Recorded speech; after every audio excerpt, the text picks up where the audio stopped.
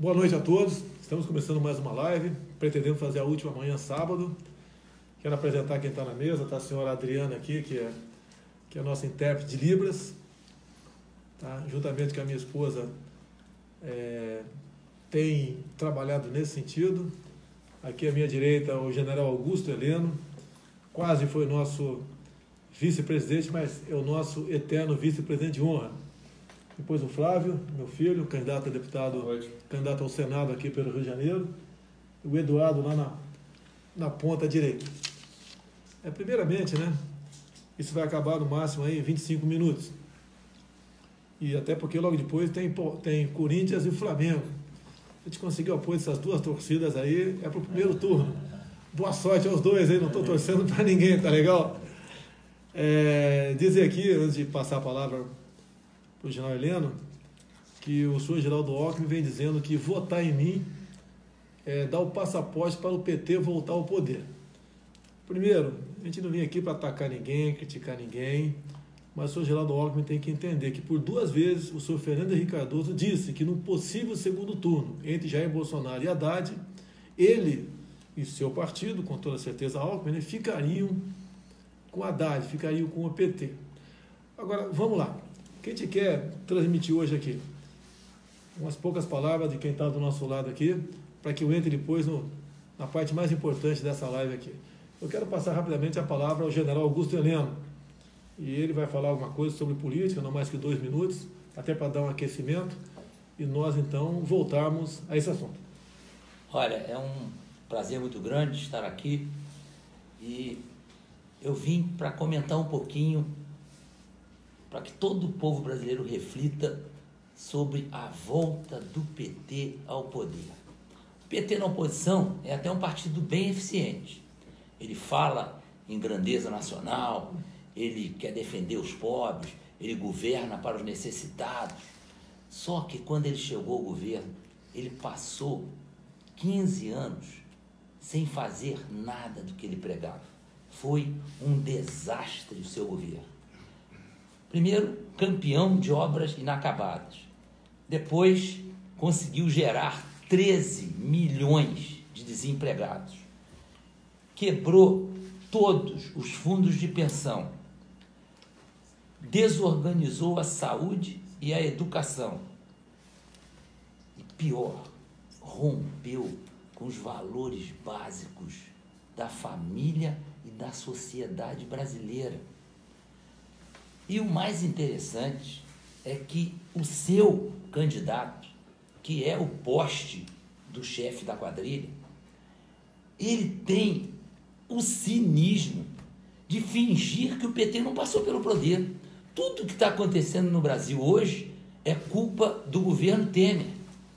Eles não estiveram no governo, eles estiveram governando a Esboslávia. Conhece a Esboslávia? Eu também não conheço, mas eles governaram na Esboslávia. Estão trazendo tudo que eles fizeram de bonito na Esboslávia para o Brasil.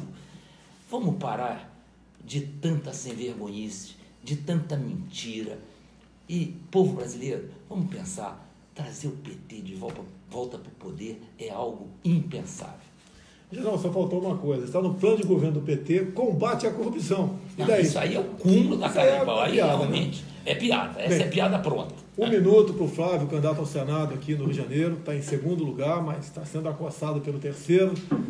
E amanhã é o último dia para pedirmos voto, né? Então, 1 minuto para o Flávio aqui, falar sobre a sua campanha ao Senado aqui no Rio de Janeiro. Bom, boa noite a todos. Uma honra falar com vocês. Muito obrigado, né, por todo esse carinho que tem tido com a gente nas ruas. Certamente me abraçando, muitas pessoas se sentem abraçando também o meu pai.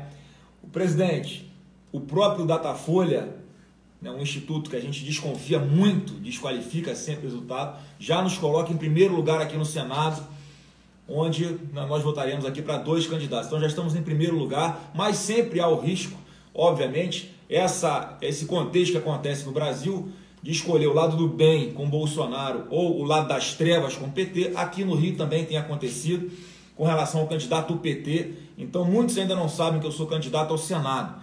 Eu peço a todos vocês, né, que caso possam ajudar a divulgar, para que possamos aí ser um braço forte do Rio de Janeiro, em contato direto com o futuro presidente, para fortalecer o nosso estado. Um abraço a todos e daqui a pouco eu levanto aqui para dar lugar ao nosso candidato ao Senado em São Paulo, Major Olímpio, que tem o mesmo número que eu, 177. Boa noite a todos. Ô Flávio, o candidato do PT ao Senado no Rio de Janeiro está solto? Está solto e pegando instrução no presídio. Né? Então, como o Haddad também pega instrução com o chefe da quadrilha condenado por corrupção Lula, aqui também, né, o Lindbergh vai pegar instrução com um cara que está preso. O Rio de Janeiro não pode passar essa vergonha. Então, reforço, peço seu voto para o Senado, Flávio Bolsonaro 177. Vou levantar aqui para dar lugar ao Major Olímpio. Boa noite. Bem, no dia de ontem, assisti apenas um pequeno pedaço aí do debate na Globo e assisti atônito Boulos e Haddad falando que eu quero acabar com o 13º, com o fundo de garantia. Eu sou o maior destruidor de direitos trabalhistas. Mentem descaradamente. Eu lamento apenas que a TV Globo, que patrocinou o debate, podia questionar numa hora dessa. Olha, não temos informação que o deputado Jair Bolsonaro, candidato a presidente, em qualquer momento falou em acabar com o direito trabalhista, ou que ia cobrar 20% de imposto de renda em quem ganha um salário mínimo. Ou seja, mentira em cima de mentira. Mais uma mentira foi jogada hoje junto a um público, Eduardo, um público bastante grande. São as pessoas que têm deficiência, que teríamos votado no passado um projeto contra eles. Então, quem lançou esse fake news foi a mãe do Vivier, cujo garoto, né, tem um site onde ele esculacha os valores familiares, prega contra Jesus, contra evangélicos. É aquele humor que não é sadio, que ninguém pode concordar, zombar da fé de quem quer que seja. Então, Eduardo, rapidamente, explica aí um minuto o que é esse fake news da mãe do Vivier, que teríamos votado, eu e você, contra portadores de deficiência física. Na verdade, ela escreve um texto falando da Lei Brasileira de Inclusão e diz lá que eu e Jair Bolsonaro votamos contrário ao projeto, o que é uma mentira. Nós votamos favorável, tanto que o projeto foi aprovado de maneira unânime, só que no final do post dela, ela coloca um link do site da Câmara. Então, quem clica ali, acha que aquilo é verdade. Só que o link te direciona não para a votação do projeto, mas para a votação de um destaque. Destaque esse que queria incluir na Lei Brasileira de Inclusão um jabuti, falando no meio do texto para deficientes, falando ali sobre orientação sexual, ideologia de gênero, e aí é óbvio que a gente não pode aceitar um jabuti desse numa lei tão importante quanto essa. Então é uma fake news dita pela senhora Olivia Byington, que é a mãe do Gregório do Vivier, essa pessoa que o Jair Bolsonaro acabou de descrever. Antes de passar a palavra ao Major Olímpio, eu quero falar um pouquinho de PT ainda. Tem um livro aqui, o nome é Uma Ovelha Negra no Poder.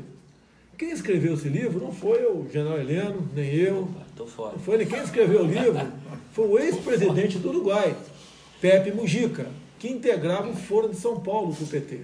Então, no livro, na verdade, é um livro muito interessante, mas tem duas páginas, 198 e 199, que fará com que você entenda perfeitamente o que é o PT e qual a sua proximidade com Cuba e com a Venezuela. Que quem escreve é o Pepe Mujica, não temos que duvidar dele.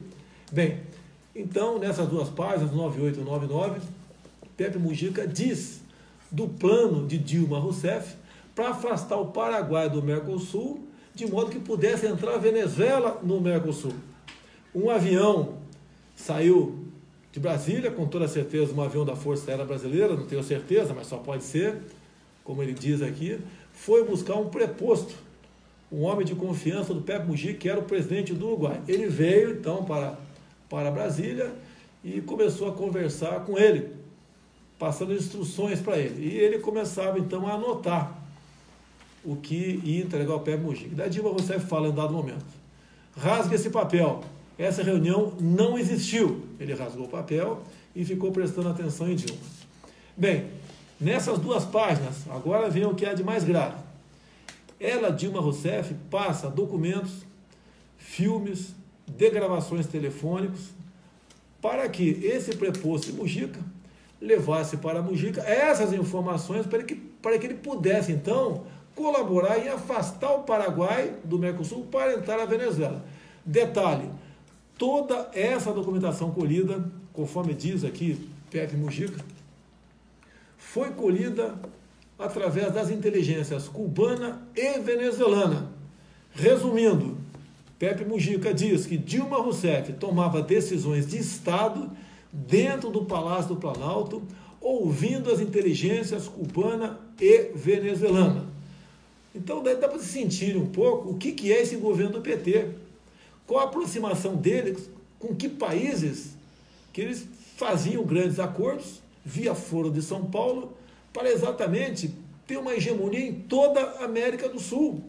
Inteligências cubana e venezuelana trabalhando dentro do Brasil, trabalhando no Paraguai também, para exatamente atingir um de seus objetivos de governo, que foi atingido. Pepe Mujica votou favorável, o Paraguai foi afastado do Mercosul, até porque naquele momento que vinha impeachment, foi afastado o presidente do Paraguai, e entrou então a Venezuela do Mercosul. E deixe bem claro, o Mercosul foi criado com boas intenções, mas depois ele foi sendo politizado, passou a ser um instrumento ideológico de comércio aqui no Brasil. Até essa questão, quando via instrução normativa, o Brasil assina uma instrução normativa com o Equador para importar banana do Equador diretamente para o CEAGESP em São Paulo. Vocês podem perguntar, né? Vamos fazer comércio com o mundo todo, nós somos liberais, mas cadê a lógica, general, de importar banana do Equador? E a banana começou a chegar já, então, essa instrução normativa de 2014 começou há pouco tempo a chegar no CEAGESP em São Paulo. Ela dá uma volta de 10 mil quilômetros via Canal do Panamá para chegar no Porto de Santos. Até temos um candidato agora, lá do Vado Ribeira, um tal de Baber, né, que integrou a Associação de Bananicultor do Vado Ribeira, que várias vezes conversou comigo sobre esse assunto, tive 2 vezes conversando com ele lá. Ele é um dos nossos candidatos a deputado federal por São Paulo, espero que o pessoal do Vado Ribeira dê o devido apoio.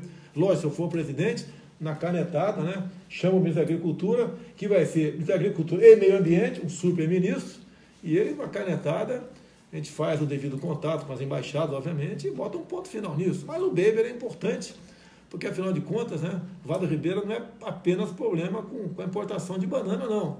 Tem questões ambientais terríveis, tem questão da indústria da demarcação de terras indígenas, que está se fazendo presente com muita força na região, querem acabar com o Vado Ribeira.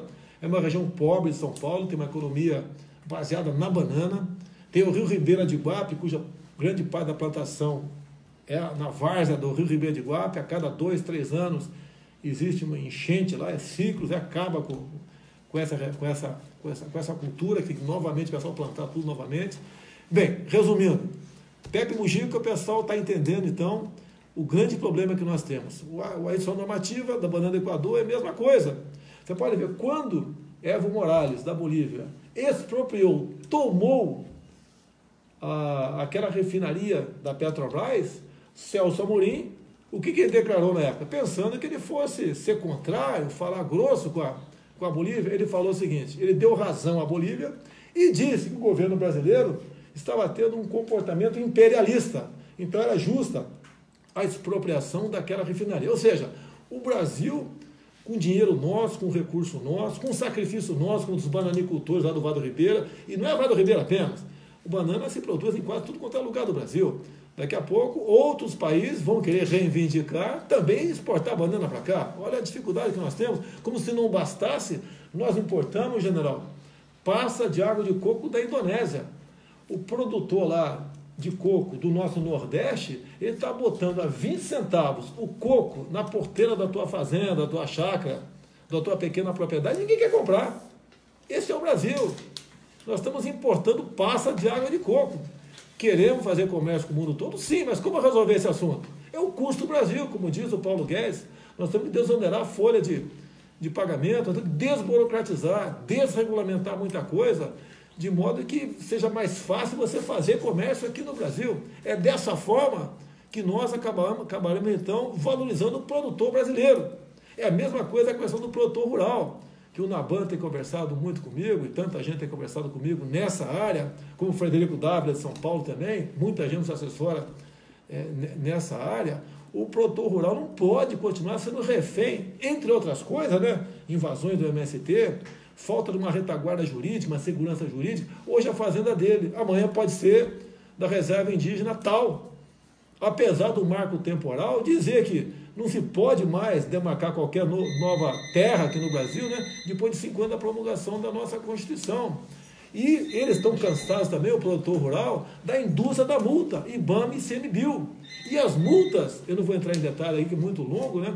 Você vai no artigo 80, na emenda constitucional 81 da nossa Constituição, é bem claro lá, dizendo o quê? Que essas multagens, né, por trabalho escravo ou análogo à escravidão, segundo o ativismo judicial, a pena é o quê? Expropriação do imóvel. Bem, então, continuando aqui, passar a palavra rapidamente para o nosso candidato aí ao Senado em São Paulo, o nosso querido Major Olímpio. Eu quero agradecer ao povo brasileiro, em especial à população do estado de São Paulo, por toda a mobilização para levarmos o Jair Bolsonaro à vitória já no primeiro turno, no domingo. Nos 645 municípios, a mobilização é intensa, os ativistas pró-Bolsonaro, os partidos que estão nos apoiando nesse momento. Quero pedir, de fato, a todos os nossos candidatos uma mobilização. Nós estamos nas ruas, como está o Eduardo Bolsonaro, o Gil Carteiro, nos faróis, 24 horas por dia, todos os candidatos. E eu quero pedir a consideração do povo de São Paulo. Eu sou o candidato da direita, o candidato da família, o candidato da defesa da vida, da legítima defesa contra o uso de drogas, contra o aborto, com o Jair Bolsonaro, assim como o Flávio precisa estar no Senado. Nós temos o mesmo número, pelo Rio de Janeiro, 177. Eu quero estar com o Flávio na trincheira, no Senado, defendendo o governo e as propostas do Jair Bolsonaro. Major Olímpio, 177. Flávio Bolsonaro, 177. Bem, tem muitas dúvidas sobre votar ou não com a camiseta do candidato. Pode votar sim com a camiseta do candidato, está autorizado. O que não pode é grupo de pessoas com a mesma camiseta, semelhante, é sinal que está havendo algum lobby, algum trabalho nesse sentido. Agora, individualmente, tem dezenas de modelos de camisa comigo, né? E o pessoal pode votar sim. Agora eu quero fazer um apelo a vocês, tá? Mais uma pesquisa aí, subimos mais um pouco. Nós desconfiamos que estejamos bem na frente do que parece. Meus amigos, vamos evitar um segundo turno. Jair Bolsonaro e Fernando Haddad do PT. A gente sabe que eles têm muito mais munição, dinheiro, poder de fogo do que nós. Tem uma capacidade de mentir enorme. Nós temos certeza que podemos ganhar isso. Nós desconfiamos do voto eletrônico, tanto é que aprovei o voto impresso lá atrás. Lamentavelmente o Supremo derrubou. Vamos acatar qualquer resultado das eleições, não há dúvida que vai acatar. Tá certo? Logicamente que não temos uma forma, né, de fazer uma auditoria. O Supremo derrubou o voto impresso, era 5% apenas, mas era uma maneira de, mais que uma pesquisa, com as urnas pulverizadas, como o ministro Fux tinha decidido há pouco tempo, espalhada por todo o Brasil, daria assim para fazer uma pesquisa. 5% das urnas é muita coisa, seriam alguns milhões de pessoas que estariam, então, tendo a certeza que votou naquele candidato. Então, o que a gente pede, com todo o respeito que eu tenho aos demais candidatos, sem citar nome aqui, tem bons candidatos aí, tudo bem, mas votar nele é insistir, é fazer com que se jogue isso para um segundo turno. Ele não vai chegar, que pese o seu candidato estar com 2, 3, 1, 5, 6%, sendo um bom candidato, ele não vai chegar. A gente pede o voto útil, porque é melhor adiantar agora do que deixar para um possível segundo turno. A gente sabe que esses caras podem fazer, tudo pode acontecer. Mais ainda, pelos números que nós estamos vendo aqui, o último número, se eu tiver mais 6 milhões de votos, a gente liquida a fatura no primeiro turno. Então, se cada um de vocês, que acredito que vão votar, me arranjar mais meio voto, ou seja, cada 2 pessoas, cada família me arranjar mais um voto, dentro da própria família, que ia votar em outro candidato, ou ia anular, ou ia votar em branco, ou ia se abster, conseguir isso aí, nós decidimos a fatura no primeiro turno. Então nós temos tudo para ganhar no primeiro turno, e ganhamos então 3 semanas para a gente montar um ministério enxuto, com no máximo 15 ministros, que possa realmente representar os interesses da população e não de partidos. Há poucos dias recebemos o apoio da Tereza Cristina, do DEM de Mato Grosso do Sul, são 260 e poucos deputados e senadores que hipotecaram solidariedade a nós, no primeiro turno, inclusive. Isso é mais do que uma sinalização, como já dissemos no passado, via o trabalho do Onyx Lorenzoni, que conversamos com 120 e poucos parlamentares, que querem estar conosco, governando o país. sem o toma lá da cá. Existe muitos deputados e senadores bons dentro do parlamento.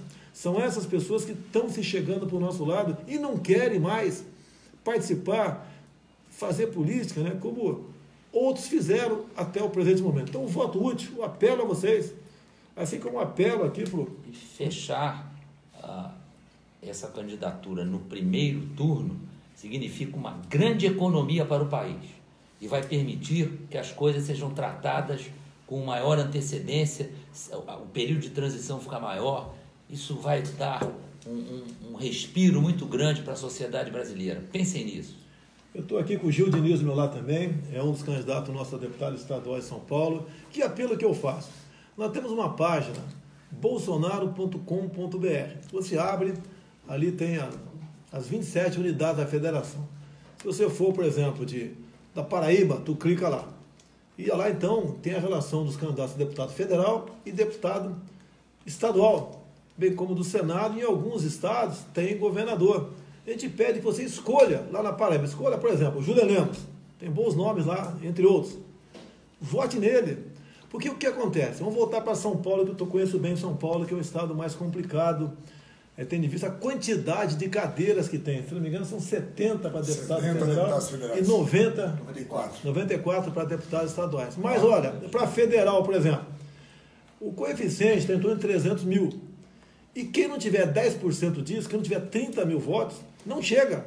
Então, nós achamos que podemos fazer 8 deputados federais em São Paulo, com a votação do Eduardo, com a votação dos candidatos, com a votação de legenda. Mas, se nós não tivermos 8 deputados com 30 mil votos, essas cadeiras são preenchidas por outros partidos. Então, você quer votar na legenda 17 em São Paulo, no Rio, na Roraima, seja onde for, vamos, buscar alguém nosso, que você vai encontrar alguém que se identifique, se não achar ninguém, pega um dos primeiros da lista ali e vote nesse candidato. Por exemplo, Roraima, temos tudo para fazer o Deilson, que usa meu nome, inclusive, Bolsonaro, temos tudo para ter um garoto humilde, de família simples, que tem um profundo conhecimento da região, que me assessora muito com números, com dados, para se eleger deputado federal. Então esse apelo que a gente faz a vocês, na reta final, vamos buscar o 17 presidente, 177, o senador aqui por São Paulo, o Major Olímpio, o Flávio Bolsonaro, a mesma coisa aqui, o Gil Diniz, deputado estadual, tantos federais pelo Brasil. A gente precisa disso e apela para vocês nesse sentido. Vamos praticar o voto útil, vamos cada um arranjar mais meio voto para presidente, que nós liquidamos a fatura no primeiro turno. Quanto tempo temos aí? Temos mais 3 minutos ainda? Não, 30 minutos. 30, então vamos encerrando aqui. Alguém quer falar mais uma coisa rapidamente aí? Não, eu ia falar sobre a Manuela Dávila, que convidou o Mujica para ser vice-presidente da URSAL, União das Repúblicas Socialistas Sul-Americanas. Ela é comunista. Não pense que o comunismo acabou. Eles não desistirão jamais. Bem, amigos, muito obrigado. Amanhã às 8h30 faremos então a última live e a gente espera realmente trazer boas informações a vocês e pedir mais uma vez o carinho de vocês, o empenho para nós mudarmos o destino do Brasil, eliminando de vez o fantasma do PT que nos assombra a todos. Boa noite, muito obrigado a todos. Um bom jogo agora, Flamengo e Corinthians. Valeu! Amor pelo Brasil.